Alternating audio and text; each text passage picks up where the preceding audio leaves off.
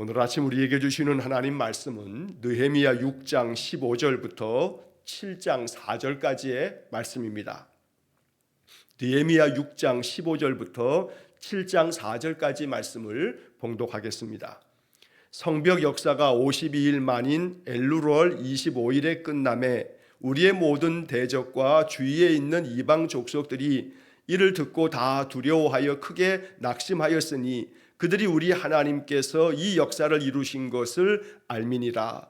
또한 그때의 유다의 귀족들이 여러 번 도비아에게 편지하였고 도비아의 편지도 그들에게 이르렀으니 도비아는 아라의 아들 스가냐의 사위가 되었고 도비아의 아들 여호하난도 베레갸의 아들 무술람의 딸을 아내로 맞이하였으므로 유다에서 그와 동맹한 자가 많음이라.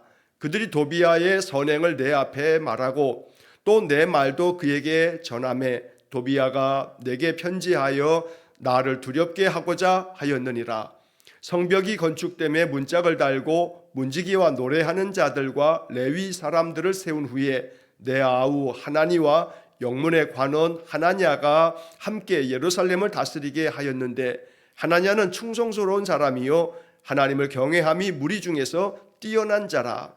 내가 그들에게 이르기를 해가 높이 뜨기 전에는 예루살렘 성문을 열지 말고 아직 파수할 때에 곧 문을 닫고 빗장을 지르며 또 예루살렘 주민이 각각 자기가 지키는 곳에서 파수하되 자기 집 맞은편을 지키게 하라 하였노니 그 성읍은 광대하고 그 주민은 적으며 가옥은 미처 건축하지 못하였음이니라. 아멘.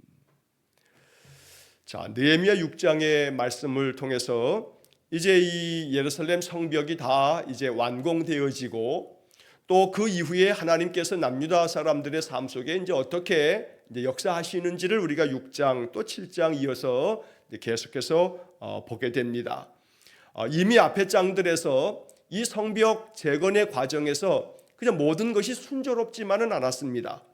외적들의 산발랏과 도비아와 게셈뿐만 아니라 주변의 이방 족속들이 계속해서 침략하려고 하는 침노하는 그러한 일들 때문에 이것을 방비하기 위해서 모든 무기들을 준비하면서 낮에는 파수꾼을 세우면서 일을 하고 또 밤에도 역시 파수꾼을 세워 경비하게 하고 여러 가지 많은 난관들이 있었지만 그걸 다 극복하고 헤쳐나갔던 겁니다. 내부적인 갈등도 만만치 않았습니다. 귀족들과 민장들이 백성들에게 경제적으로 참 압박하듯 돈을 빌려주면 그거에 대한 높은 이자를 받으면서 백성들의 삶을 너무나 힘들게 했고 느헤미야는 이것들을 꾸짖고 책망하면서 온 이스라엘 백성들을 모아서 이 문제를 해결하기 위해서 이것을 바로잡는 그리고 또 귀족들과 지도자들도 느헤미야의 말을 따르면서 외부적인 또 내부적인 그런 문제들을 다 해결해 가면서 성벽 재건을 이루었던 겁니다. 자, 오늘 15절 말씀에 성벽 역사가 52일 만인 엘루월 25일에 끝남에 52일 만에 끝났습니다. 몇십 년 동안에 이루지 못했던 일을 느헤미야가 와서 52일 만에 예루살렘 그 주변의 모든 그 땅에 성벽을 다 쌓은 겁니다. 대단한 역사가 이루어진 겁니다. 몇십 년 동안 이루지 못했습니다. 자, 그러니 그 긴 세월 동안에 이루지 못한 일을 느헤미야가 이루었다는 것은 느헤미야가 얼마나 추진력이 강한 사람인가라는 것을 알 수가 있습니다. 그러나 그의 추진력은 단순히 느헤미야의 능력으로만 말할 수는 없습니다. 왜냐하면 느헤미야는 모든 일을 하기 전에 우리가 이미 앞에서 쭉 봤던 것처럼 그는 기도의 사람이었습니다.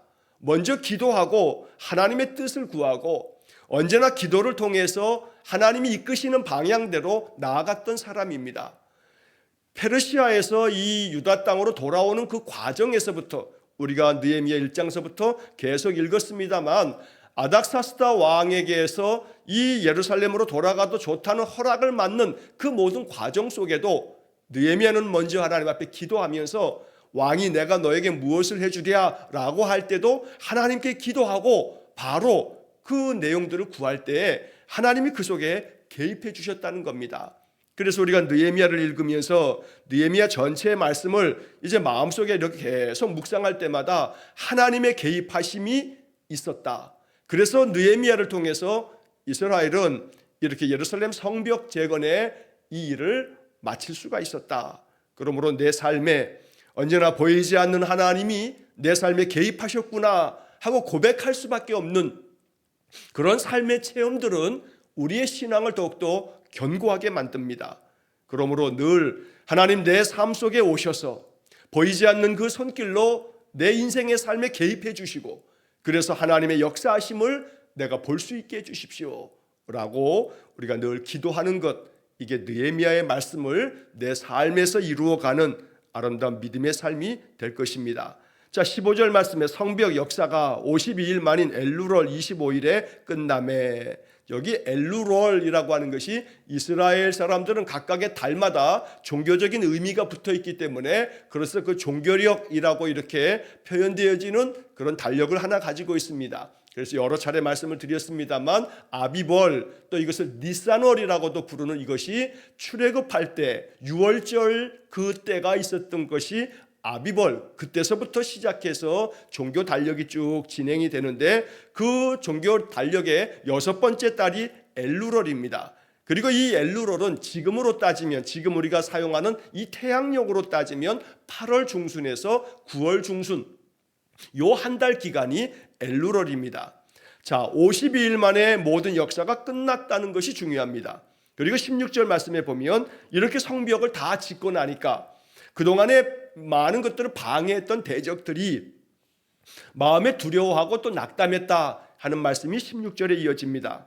우리의 모든 대적과 주위에 있는 이방 족속들이 이를 듣고 다 두려워하여 크게 낙담하였으니, 왜냐하면 이 유다 땅은 그 옛날 다윗 시대나 솔로몬 시대나 또 유다의 믿음의 성군들이 있을 때에는 강력한 나라였습니다.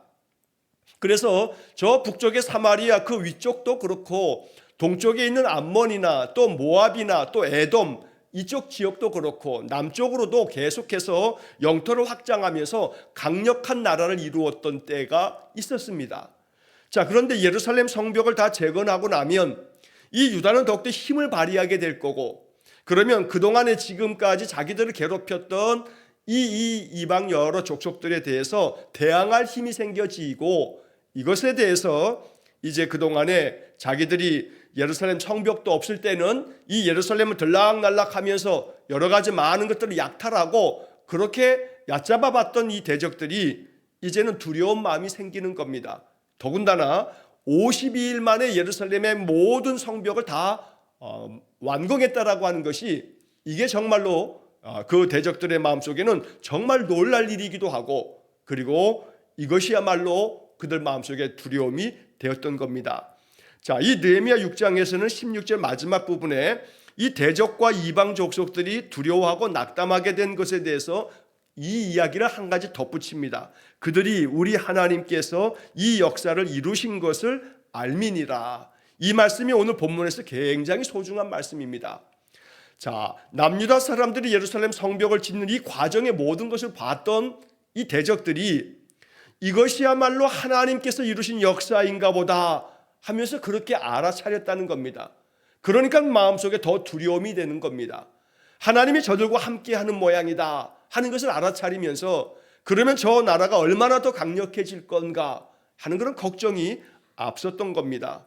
우리는 여기 16절 마지막 부분에 그들이, 즉 대적과 이방 족속들이 우리 하나님께서 이 역사를 이루신 것을 알미니라. 사람들이 남유다 사람만이 아니고 대적들까지도, 원수들, 그 모든 이방 족속들까지도 알아차린 겁니다. 이건 하나님이 하신 거구나 하고 알았다는 겁니다. 이렇게 우리들의 인생의 삶에서도 하나님이 도우셨다라고 밖에 할 수 없는 일들을, 우리 주변 사람들도 이 이야기들을, 이러한 것들을 아는 사람들이 그렇게 생각할 수밖에 없는 그런 역사들이 나타나기를 소원합니다. 자, 이 이야기를 읽다 보면 창세기 39장의 이야기가 떠오르게 됩니다. 창세기 39장에 보면 요셉의 이야기가 나옵니다. 요셉이 형들에게 미움받고 애굽으로 종으로 팔려갔습니다. 자, 애굽에 종으로 팔려간 다음에 이 요셉을 종으로 부렸던 자가 보디발이라고 하는 사람입니다. 자, 이 보디발의 집에서 요셉이 종으로서 종살이를 하는데 거기서도 요셉은 하나님을 섬기는 참 믿음의 사람답게 성실하고 진실했습니다. 그러니까 이 보디발이 이 요셉을 믿습니다. 가정 총무로 삼습니다. 그리고 모든 것들 다 요셉에게 맡기기도 합니다. 그러면 그럴수록 요셉이 모든 일을 잘 진행하면서 하나님께서 요셉과 함께 하심으로 이 보디발의 집에 복을 주는 겁니다. 그래서 창세기 39장 2절과 3절 말씀에 보면 이런 성경의 말씀이 기록되어 있습니다. 여호와께서 요셉과 함께 하심으로 그가 형통한 자가 되어 그의 주인 애굽 사람의 집에 있으니, 여기 이 애굽 사람이 보디발입니다. 이어서 3절에 보면 그의 주인이 여호와께서 그와 함께 하심을 보며 또 여호와께서 그의 범사에 형통하게 하심을 보았더라. 그러니까 요셉이 애굽에 팔려갔지만 종살이하고 있지만 그의 집의 주인 보디발이 여호와께서 요셉과 함께 하심을 보았다고 성경은 적혀 있습니다. 그리고 여호와께서 요셉과 함께 하심으로 하나님께서 그에게 범사에 형통하게 하셨다라고 하는 것을 그의 주인이 보았더라라고 적혀 있는 겁니다. 오늘 이 느헤미야 6장 16절의 말씀이 바로 그런 맥락에서 이방의 족속들이 이 성벽 재건을 방해했던 대적들이 성벽 재건이 불과 52일 만에 완공되어지는 것을 보면서 하나님께서 이 역사를 이루셨구나 라고 하는 것을 그들이 알았다는 겁니다. 당연히 남유다 사람들도 이렇게 고백할 수밖에 없었던 겁니다. 대적들까지도 이렇게 알고 있으니 남유다 사람들의 마음에는 어떠했겠습니까? 이거야말로 하나님의 은혜요, 하나님의 역사하심이다 라고 이렇게 고백하며 영광을 하나님께 올렸던 겁니다. 오늘도 26절의 말씀을 마음에 품고 하나님께서 내 삶의 모든 일 속에 개입하셔서 하나님께서 이 역사를 이루셨다, 하나님께서 이 일을 이렇게 펼쳐 놓으셨고 이렇게 마무리 짓도록 이루어 놓으셨다, 우리 성도님들이 하시는 모든 일들이, 계획하는 일들이, 또 마음 가운데 소망하고 기도하는 것들이 하나님의 역사하심으로, 여기서 역사라고 하는 것을 사전에서 찾아보면 하나님께서 일을 이루셨다는 그런 의미로 이게 풀이가 되어 있습니다. 하나님의 일하심, 이게 바로 역사입니다. 하나님께서 우리의 삶에 이렇게 일하시는 그런 역사가 있기를 간절히 축원합니다. 자, 이렇게 성벽 역사가 다 마무리되고 하나님이 이렇게 개입해 주셨는데 여전히 이 남유다 사람들에게 사실은 가시 하나가 있습니다. 여기 이제 17절부터 19절까지 도비아라고 하는 사람의 이야기가 짧게 기록되어 있는데 여전히 이 도비아는 이렇게 성벽 역사가 하나님께서 이루신 역사인 것을 대적들도 다 알아차리고 있는 이때에도 느헤미야에게 계속해서 그저 겁박하고 여러 못된 짓을 일삼습니다. 그런데 어찌된 일인지 이 도비아에게 이 남유다 사람들은 굉장히 호의적인 그러한 태도를 취하는 사람들이 있었던 겁니다. 자, 17절에 보면 그때의 유다의 귀족들이 여러 번 도비아에게 편지하였고 도비아의 편지도 그들에게 이르렀으니, 이 도비아, 암몬 사람 도비아는 산발랏과 게셈과 함께 대적들 중에 으뜸가는 지도자들의 한 사람입니다.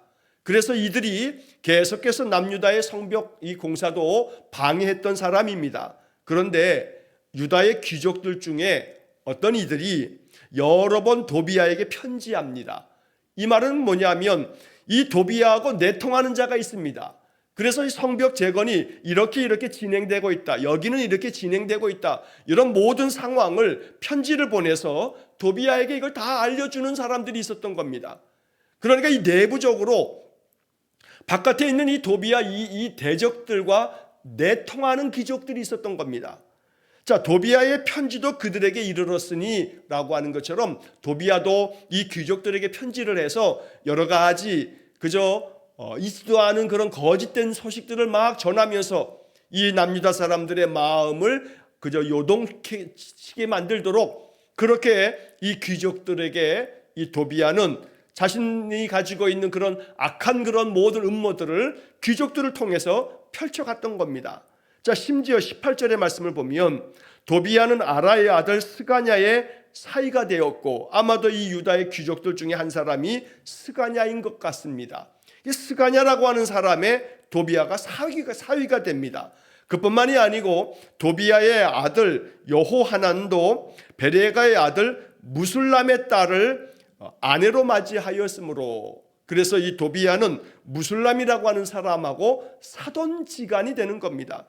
도비야의 아들하고 무술람의 딸하고 결혼을 합니다. 자, 이것이 뭐 대단하나 싶지만 우리는 이미 에스라서를 읽은 바 있습니다. 자, 에스라서에서 에스라 9장과 10장에서 마지막 부분에서 에스라의 개혁 조치 중에 가장 큰 것은 뭐냐면 이방 족속들과의 통혼 금지입니다. 서로 결혼을 시키지 못하도록 막은 겁니다. 그래서 이방의 족속들의 딸들을 며느리로 맞이하지도 말고 너희들의 딸들을 그들의 며느리로 주지도 말고 저들을 너의 아내로 맞이하지도 말라라고 강력하게 에스라가 촉구하면서 만약에 이것을 행치 아니하고 그 딸들을 데려오거나 며느리로 삼거나 이랬던 모든 자들을 돌려보내라고까지 했습니다.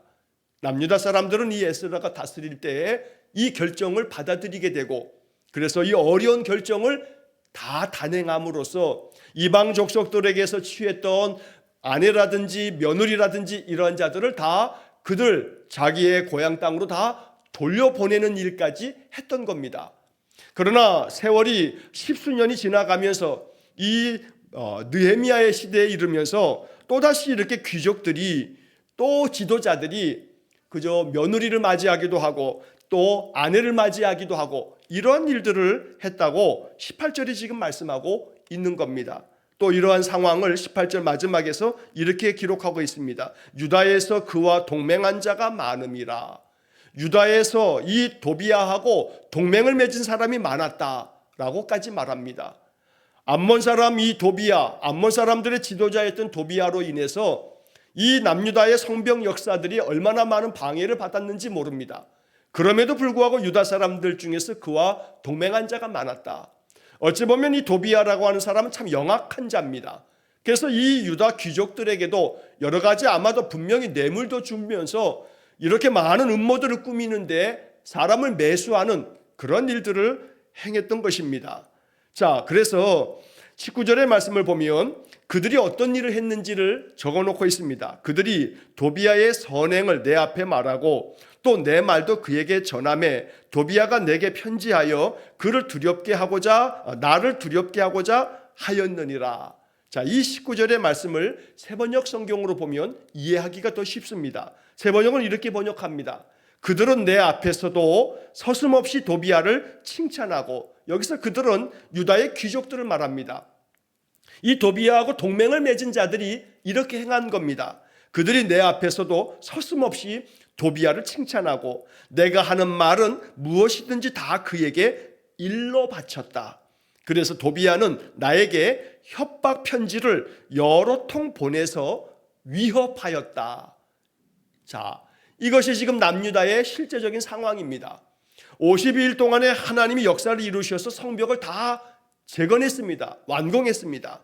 그럼에도 불구하고 여전히 내부적으로는 이렇게 외적 이 도비야하고 내통하는 자들이 있으면서 도비야에게 편지를 보내서 느헤미야가 이러이러한 얘기를 합디다 하는 모든 이 느헤미야가 하는 모든 일들을 도비야에게 일로 바쳤다. 이렇게 세번역은 번역합니다. 또 도비야에 대한 이야기들은 느헤미야에게 와서 그가 어떤 선행을 했는지 도비야가 한 일에 대해서는 그냥 칭찬 일색입니다.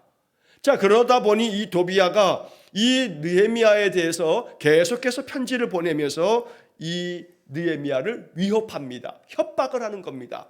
성경은 이것을 이렇게 적고 있습니다. 결국 나중에 가면 느헤미야 13장 마지막 장에서 제사장이었던 엘리야십이라고 하는 사람은 심지어 도비야를 위해서 이 재건했던 스룹바벨이 재건했던 이 성전에 제사장들을 위해서 사용하기 위해서 만들어 놓았던 그 방들 중에 방 하나를 도비야에게 내주기도 합니다. 그래서 여호와의 성전에 그 제사장들이 머물고 모든 성전 일을 하기 위해서 준비하는 그 방을 이 도비아가 한 방을 차지하고 거기에 세간살이를 갖다 놓고 거기서 지내기까지 했던 겁니다. 자, 이러한 일에 대해서 이 느헤미야 13장 4절부터 9절까지 이런 이야기들이 쭉 적혀 있어서 느헤미야가 이러한 문제까지도 이제 다 척결해 버리는 그런 이야기가 이제 13장의 느헤미야의 개혁 이야기를 통해 이제 우리가 읽게 될 것입니다. 자, 이처럼 모든 것이 다 끝난 것 같지만 끝난 게 아닙니다. 여전히 내부적으로 이 악한 대적 도비아하고 내통하는 자가 있고 그와 동맹을 맺은 자까지 있다는 겁니다. 이것이 우리에게 보여주는 그런 영적인 메시지가 있습니다. 우리는 사람을 대적으로 여겨서는 안 됩니다.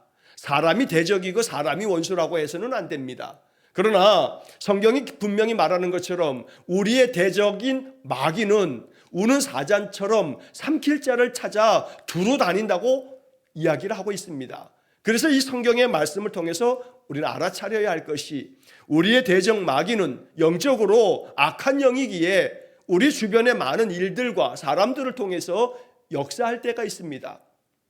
그러면서 우리의 마음을 상하게 하거나 우리의 일을 그르치게 만들거나 그렇게 악을 도모하게 됩니다. 그러면 끊임없이 우리들이 그것 때문에 위협을 당하기도 합니다. 마음이 괴로워지기도 합니다. 그러면서 내 마음의 믿음이 조금씩 꺾여지기도 합니다.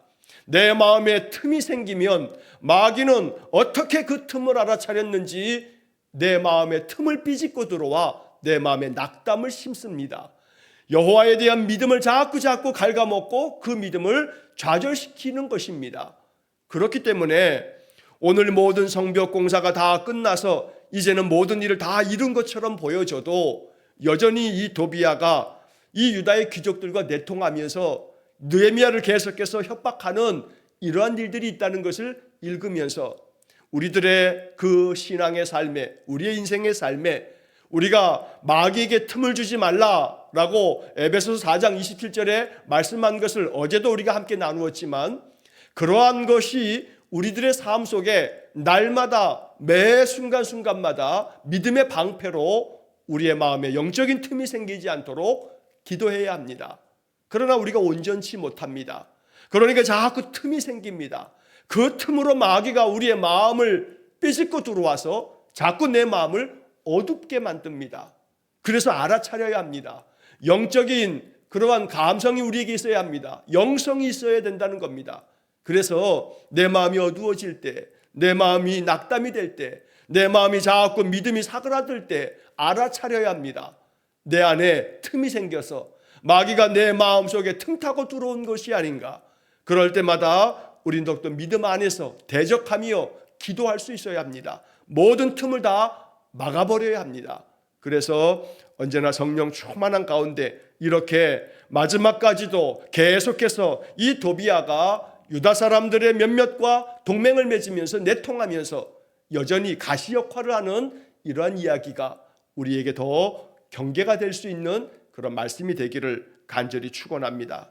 자, 이제 6장의 이야기가 이렇게 끝나고 7장으로 넘어가면서 성벽이 건축됨에 문짝을 달고 또 이제 문지기나 노래하는 사람들 또 레위 사람들을 각각의 직임을 다 맡겨서 이제 성전은 이미 수룹바벨 때 다 완공되어 있고 성벽까지 다 이제 예루살렘 주변에 성벽까지 다 세웠으니 이제는 보다 더 안정된 마음으로 그들이 하나님 앞에 전심으로 예배할 수가 있게 됐습니다. 그래서 노래하는 이들 또 레위 사람들을 각각 세워서 성전 예배가 온전히 진행되어졌던 거고 2절의 말씀에 보면 내 아우 하나니와 영문에 관한 하나냐가 함께 예루살렘을 다스리게 하였는데 이제 모든 행정적인 일들은 하나니와 하나냐에게 맡기면서 예루살렘에 필요한 모든 것들을 이들이 잘 주관해 가도록 만들었다는 겁니다.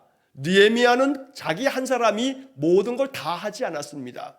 충성된 사람들에게 각각의 직임을 다 맡기면서 그들이 그 모든 일들을 맡아 함께 협력하도록 그렇게 만들었던 겁니다. 여기 2절에 내 아우 하나니라고 하는 사람은 우리가 느헤미야 1장에서 만났던 사람입니다. 예루살렘의 이 하나니는 에스라와 함께 2차 귀환 때 이미 예루살렘에 왔던 사람입니다. 느헤미야의 동생이었던 이 하나니는 이렇게 에스라와 함께 2차 귀환 때 돌아와서 예루살렘의 모든 형편을 이제 다 겪고, 그리고 한 10수년이 지난 후에 바로 이 느헤미야에게 페르시아 땅으로 돌아와서 그 예루살렘의 형편을 다 알려주었던 사람입니다. 그래서 느헤미야가 이 동생 하나니로부터 예루살렘 소식을 듣고 금식하며 기도하기를 시작했던 겁니다. 자, 이 충성스러운 하나니, 그리고 하나냐라고 하는 사람에 대해서는 특별히 여기 이 2절 말씀에 보면 하나냐는 충성스러운 사람이요 하나님을 경외함이 무리 중에서 뛰어난 자라라고 하는 표현까지 있습니다. 이렇게 충성스러운 사람들을 통해서 느헤미야는 함께 동역하면서 예루살렘을 남유다를 다스려 갔던 겁니다. 우리는 여기 하나냐라고 하는 사람에 대한 이 성경 기록을 읽으면서 이것이 우리의 마음 가운데 깊은 감동이 되기를 또 우리 소망합니다. 이 하나냐라고 하는 이름 대신에 내 이름이 들어갈 수 있도록, 아무개는 충성스러운 사람이다, 하나님을 경외함에 있어서도 무리 중에서도 뛰어난 사람이다, 우리의 삶이 이렇게 평가되기를 축원합니다. 하나님 앞에서 나는 어떤 사람인가? 하나님께서 나를 바라보시면서 너는 충성스러운 사람이다, 하나님을 경외함이 다른 그 어떤 사람들보다 너는 뛰어난 사람이다, 우리가 이렇게 하나님께 인정받고 성경에 이렇게 기록되듯이 우리의 이름이 하나님 앞에 있는 생명책에 그렇게 기록될 수 있기를 축복합니다.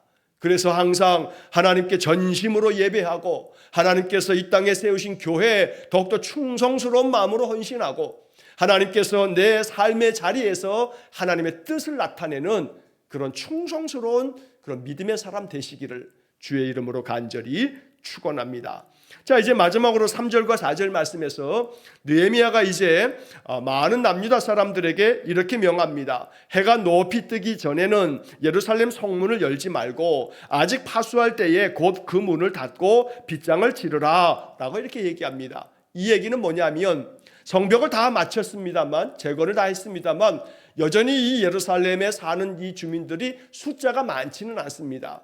자, 그래서 이제 해가 높이 뜨기 전에는 성문을 열지 말아라. 왜냐하면 아직도 대적들이 주변에 있기 때문에 이제 이 성문을 닫아두는데 밤새도록 닫아두고 해가 높이 뜰 때까지 느지막이 이 성문을 열어라 라고 말하는 겁니다. 그리고 아직 파수할 때 곧 문을 닫고 빗장을 지르며, 이 얘기는 밤이 되기 훨씬 전에 일찌감치 또 성문을 닫아 걸어라, 이렇게 해서 이 예루살렘 성이 보다 더 안전하게 그 삶이 영위되어지도록 성문을 여는 것은 좀 느지막이 열고 성문을 닫는 것은 일찌감치 닫아서, 그래서 경비를 세우는 일이나 모든 일들이 사람이 비록 부족하여도 이것이 어려움이 없도록 차질 없이 이런 모든 것들을 이루어 갔던 겁니다. 또 한편 예루살렘 주민이 각각 자기가 지키는 곳에서 파수하되 자기 집 맞은편을 지키게 하라,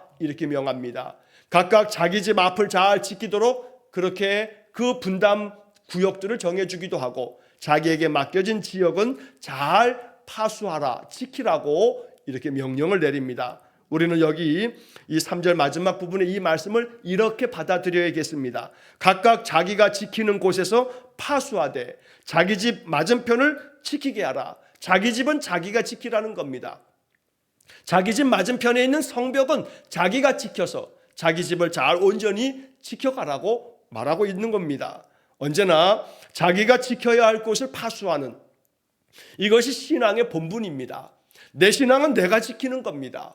또 내 가족의 신앙은 내가 지킬 수 있도록 자기 집 맞은편은 자기가 지키라 라고 하는 것도 역시 바로 그런 의미가 있는 겁니다. 그래서 내 신앙 내가 지켜야 되고 내 가족들, 내 식구들의 신앙도 그 맞은편을 지키라고 말한 것처럼 내가 지켜가는 그러한 것을 느헤미야는 백성들에게 명하고 있는 겁니다. 언제나 우리의 신앙, 내가 굳건하게 내 믿음 지켜가면서 성령의 도우심을 힘입기 위해서 기도하고, 그래서 느헤미야처럼 기도하는 인생, 기도의 삶을 살아갈 수 있기를 간절히 축원합니다. 4절 말씀에 이제 그 성읍은 광대한데 주민들은 아직은 적어서 아직도 그 과옥은 사람들이 살아가야 할 집들을 다 건축하지 못하였지만 결국 이것이 이제는 이 남유다가 더욱더 흥왕하기 위해서 우리에게 맡겨진 그런 이제 우리의 책무다라고 하는 이야기를 이렇게 적고 있는 겁니다. 지금은 주민이 적지만 하나님께서 우리에게 복 주실 거고, 지금은 가옥들이 우리가 살 집이 다 완공된 것도 아닌 것들이 있지만, 그러나 하나님이 이 성경 역사를 이루신 것처럼 우리들의 삶도 하나님의 역사가 있을 것이다 라고 하는 그런 뜻을 이런 말씀 속에 담고 있는 겁니다. 오늘 이 말씀들이 우리의 마음 가운데 영적 교훈이 되고 우리의 신앙의 삶에도 하나님의 역사가 이루어지고 언제나 어떤 상황에서도 충성된 믿음으로 늘 내 믿음을 내가 지키는 그런 은혜의 삶이 될 수 있기를 주의 이름으로 간절히 축원합니다. 기도하겠습니다. 자비로우신 아버지 하나님, 우리의 삶에도 하나님 개입해 주옵소서. 그리하여 성경 역사를 52일 만에 이루었던 것처럼 우리 인생의 삶에도 도무지 내 힘으로 감당할 수 없을 것 같은 일들도 하나님 개입하심으로 이루어지는 것을 보게 해 주옵소서.